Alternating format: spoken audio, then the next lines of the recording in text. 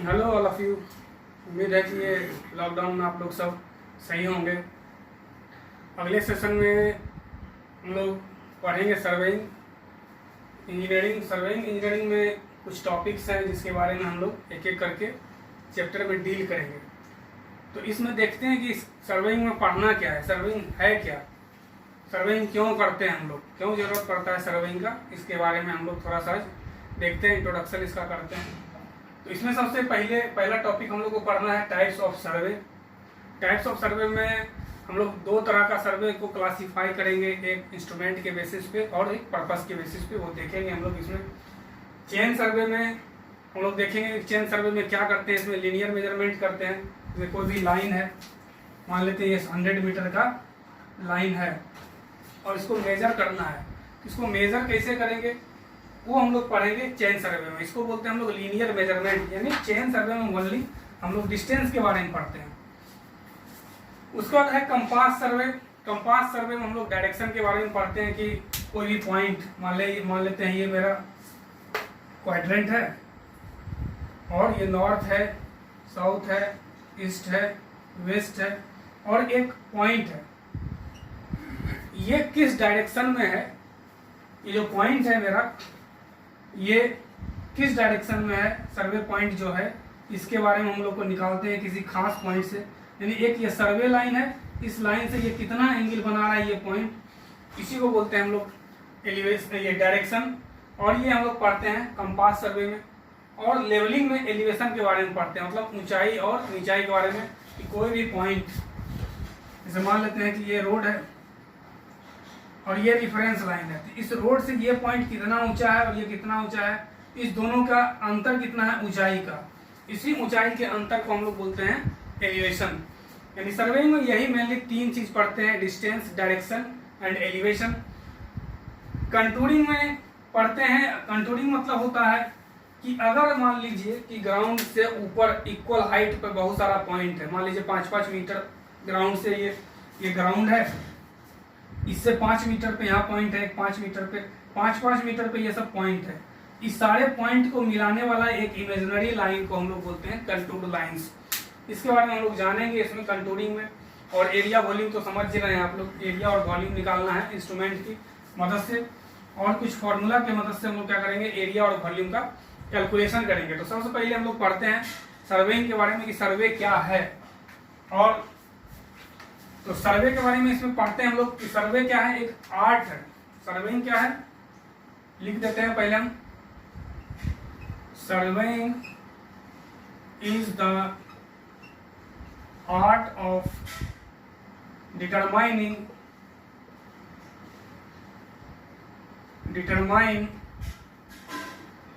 The relative position of direct or indirect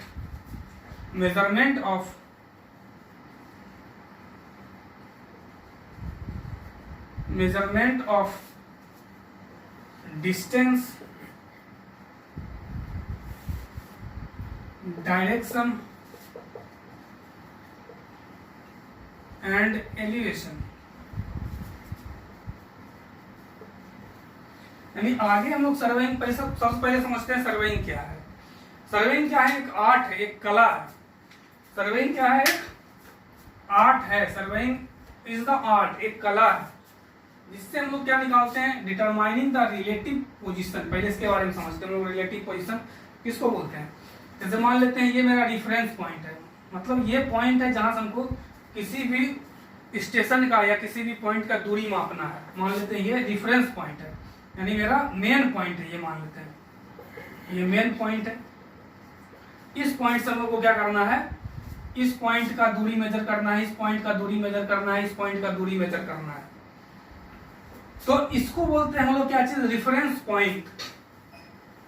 और यहां से इसका दूरी ये हुआ, इसका दूरी ये हुआ, या इस पॉइंट का दूरी ये हुआ, यही दूरी हुआ, मतलब D1, D2 और ये D3 मेरा क्या हुआ, दूरी हुआ।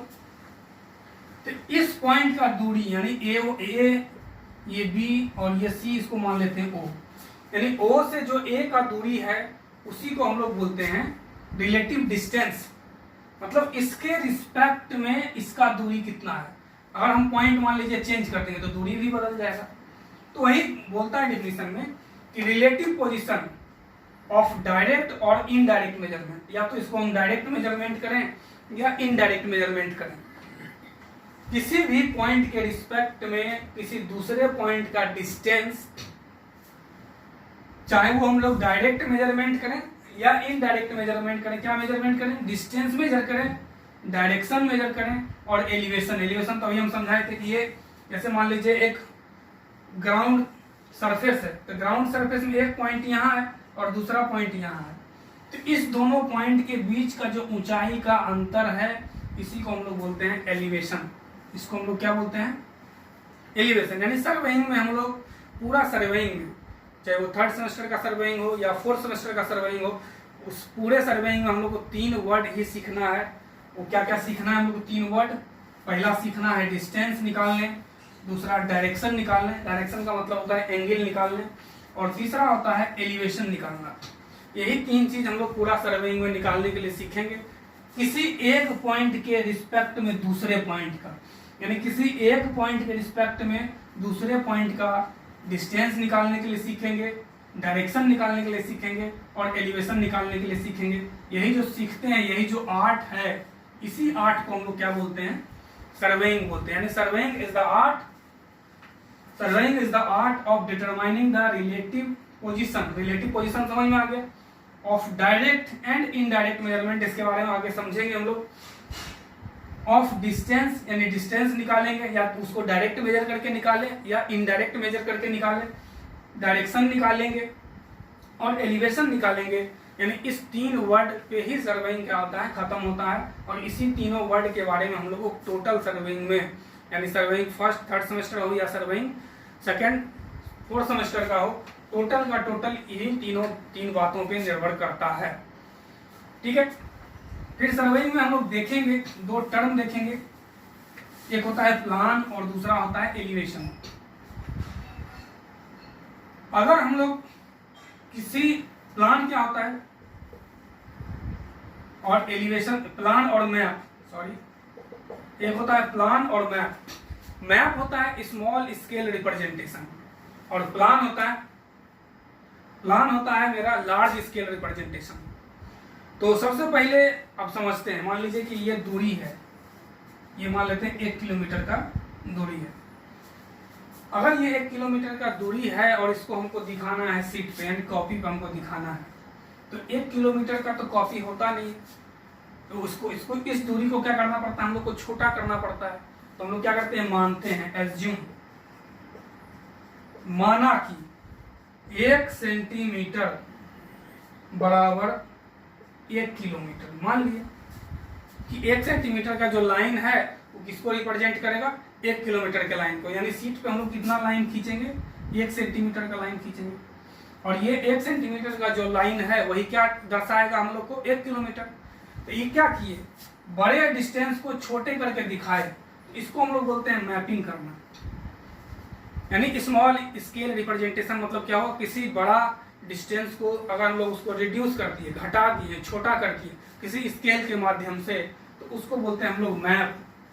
और अदरवाइज अगर कोई छोटा इंस्ट्रूमेंट है उसको बड़ा करके दिखा रहे हैं, तो मान लीजिए घड़ी का डायल है, तो डायल क्या होता है? वो छोटा छोटा होता है, उसको और छोटा करके रिप्रेजेंट करेंगे तो क्या होगा? दिखेगा नहीं।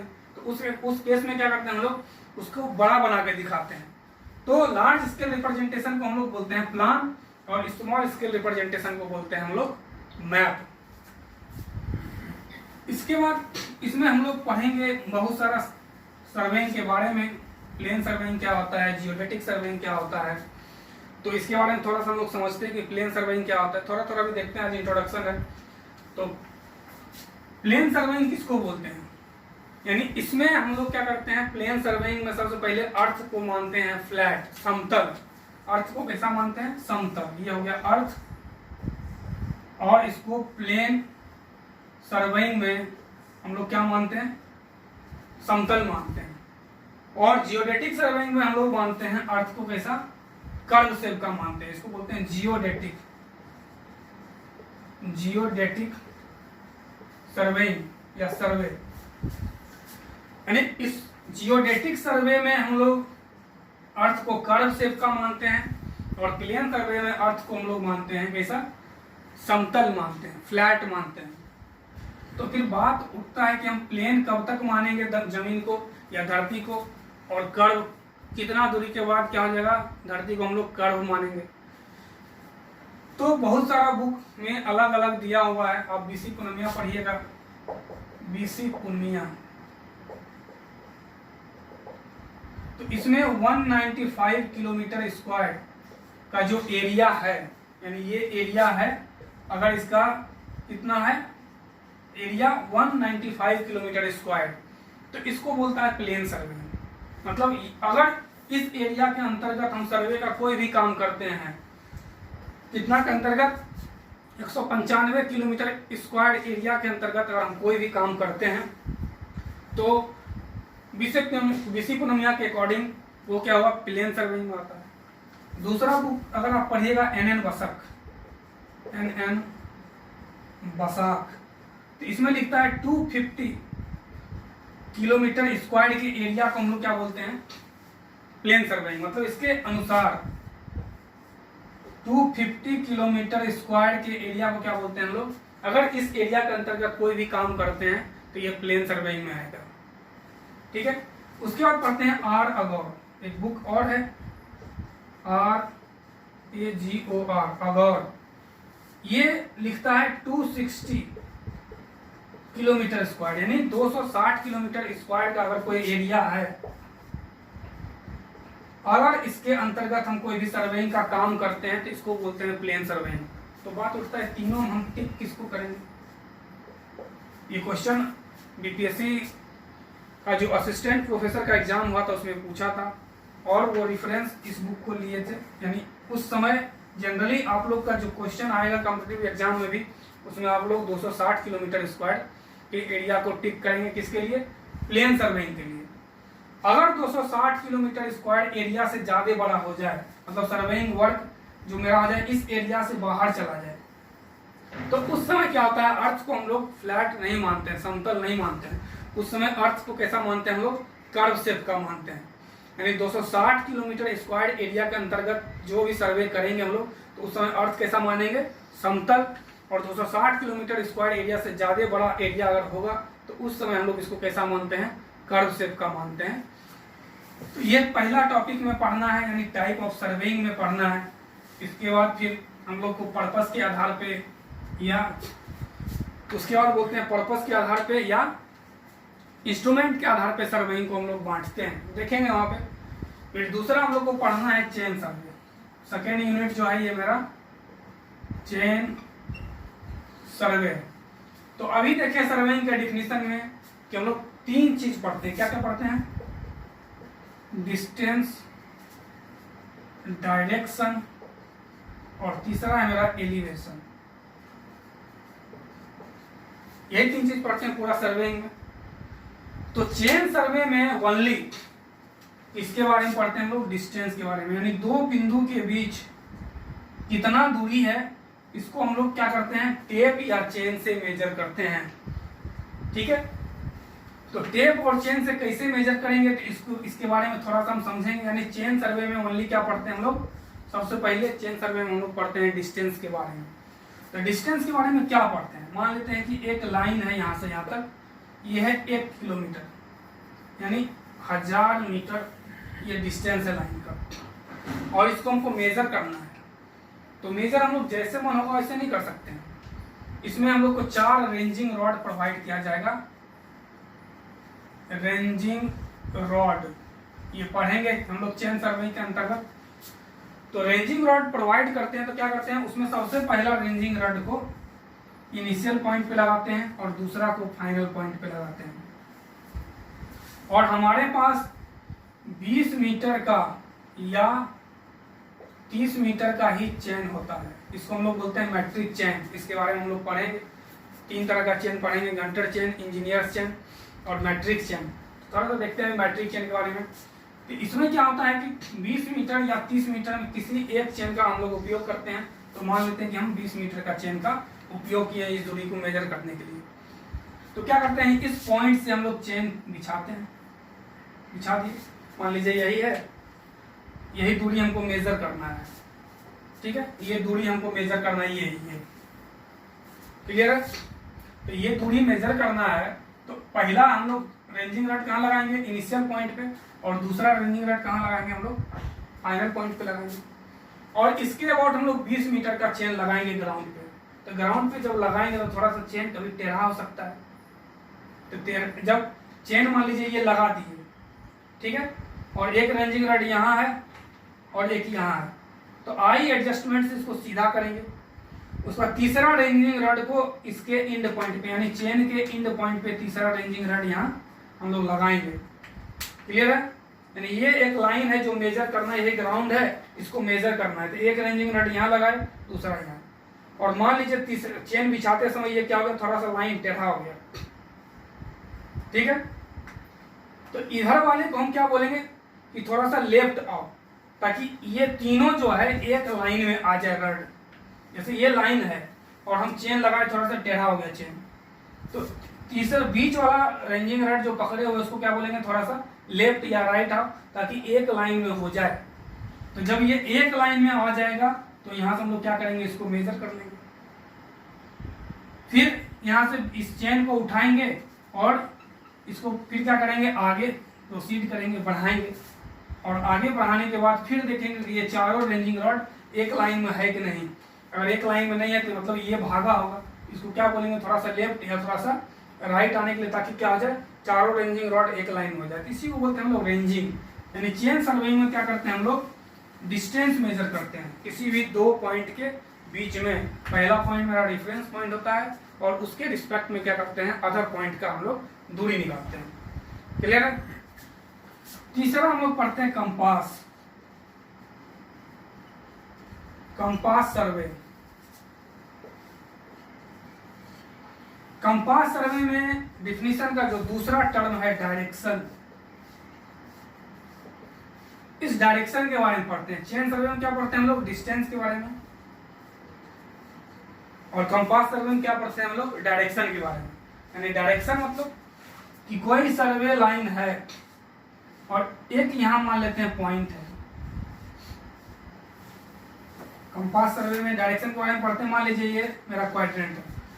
सर्वेइंग में सबसे पहले आप लोग मैथ में पढ़े होंगे क्वाड्रेंट, ये फर्स्ट क्वाड्रेंट, ये सेकेंड क्वाड्रेंट, ये थर्ड क्वाड्रेंट और ये फोर्थ क्वाड्रेंट, ये मैथ में पढ़े हैं आप लोग, क्लियर होगा, मैथ में पढ़े हैं हम लोग। इसको बोलते हैं हम लोग नॉर्थ, इसको बोलते हैं साउथ, इसको बोलते हैं ईस्ट, इसको बोलते हैं वेस्ट। ये डायरेक्शन, दिशा है जिसको बोलते हैं। लेकिन जब सर्वेइंग हम लोग पढ़ते हैं तो ये क्वाड्रेंट इस तरह से नहीं होता है। सर्वेइंग में ये फर्स्ट क्वाड्रेंट, ये सेकंड क्वाड्रेंट, ये थर्ड क्वाड्रेंट और ये फोर्थ क्वाड्रेंट, ये चार क्वाड्रेंट होता है सर्वेइंग में। और हम लोग सर्वेइंग में क्लॉक वाइज घूमते हैं, एंटी क्लॉक वाइज हम लोग मैथ में जाते हैं, फर्स्ट सेकंड थर्ड फोर्थ। और सर्वेइंग में क्या होता है, हम लोग अगर किसी एंगल को मेजर करना हो, लेना हो, तो हम लोग इस तरह से लेते हैं। फर्स्ट क्वाड्रेंट में यानी 0 से 90 डिग्री तक एंगल होगा, सेकंड क्वाड्रेंट में 90 से 180 होगा, 180 से 270 होगा और 270 से 360 किस्म होगा, फोर्थ क्वाड्रेंट में होगा। तो मान लेते हैं कि ये मेरा क्वाड्रेंट है, इसमें ये नॉर्थ है, ये साउथ है, ये ईस्ट है और एक वेस्ट है। और ये मेरा क्या है, ओरिजिन ओ, जहां से हम लोग को एंगल निकालना है। और ये सर्वे लाइन है, यानी ओ ए मेरा क्या है, सर्वे लाइन है, जिसका नॉर्थ और साउथ डायरेक्शन से क्या निकालना है हमको, नॉर्थ साउथ जो लाइन है उससे इसका डायरेक्शन निकालना है कि कितना एंगल बना रहा है ये। तो हमेशा क्या करते हैं, नॉर्थ से मेजर करते हैं। ये मान लेते हैं थीटा एंगल, ठीक है। तो इस जैसे ये एक सर्वे लाइन है, इस सर्वे लाइन को इस लाइन से हम लोग क्या करना है, डायरेक्शन निकालना है, एंगल निकालना है। इसी को बोलते हैं हम लोग डायरेक्शन, यानी एंगल। इसी के बारे में हम लोग को पढ़ना है कंपास सर्वे में। एक्चुअली में इसको हम लोग बोलते हैं बियरिंग, आगे देखेंगे। इस एंगल को हम लोग क्या बोलते हैं, बियरिंग। और जिस लाइन से एंगल को मेजर किए, यानी नॉर्थ साउथ लाइन हो गया, इसी लाइन से ना एंगल को हम मेजर किए, इसको बोलते हैं हम लोग मेरिडियन। इसको क्या बोलते हैं हम लोग? मेरिडियन। क्लियर? यानी जिस रेफरेंस लाइन से, ये रेफरेंस लाइन हो गया, किसी भी सर्वे लाइन का एंगल मेजर करते हैं, उस एंगल को बोलते हैं हम लोग बियरिंग, और उस लाइन को यानी इस लाइन को हम लोग क्या बोलते हैं? मेरिडियन। इसके बारे में पढ़ेंगे हम लोग डिटेल में कंपास सर्वे में। इसमें बहुत सारा टर्म पढ़ना है, बैक बियरिंग पढ़ना है, फोर बियरिंग पढ़ना है। इसके बाद हम लोग पढ़ते हैं लेवलिंग के बारे में, जो कि तीसरा यूनिट मेरा है, लेवलिंग। अब देखे हुए रोड बनते हुए, और रोड बनते हुए देखे हुए एक मशीन यहाँ पे इस तरह से लगा हुआ होगा, इसमें एक मशीन लगा हुआ होगा, नीचे बोलते हैं इसको ट्राइपॉड, यानी 3 पैड वाला देखे होंगे मशीन इस तरह से लगा हुआ रहता है, और उसपे एक आदमी आंख से क्या होता है, इस तरह से देखता है आगे। क्लियर? तो जिस मशीन से आंख से आगे देखता है उसको बोलते हैं डंपी लेवल, और नीचे जिस पे ये मशीन रखा हुआ है उसको बोलते हैं ट्राइपॉड। क्लियर है? तो इसका काम क्या है? इसका काम क्या है कि अलग अलग जगह का ऊंचाई निकालना।